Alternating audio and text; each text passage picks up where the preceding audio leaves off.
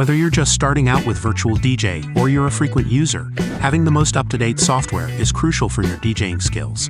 So in this video, I'll show you how to download and install the latest version of Virtual DJ and how to set it up for automatic updates. This way, you'll always be running on the latest version and never miss any new features. Let's get started. The safest place to download Virtual DJ is from the official Virtual DJ website. So just head over to your browser and type in virtualdj.com. And once on the website, navigate to the download page by clicking on the Download tab.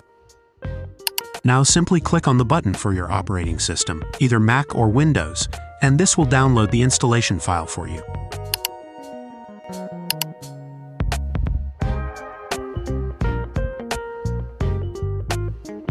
Running the installer is pretty straightforward, but if you encounter any issues, just leave a comment below and either me or one of my wonderful subscribers will help you out.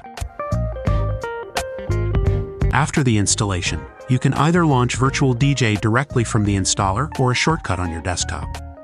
Now, there's one crucial step you shouldn't miss after installing Virtual DJ, and that's enabling automatic updates. This way, you don't have to download Virtual DJ again every time a new version is released.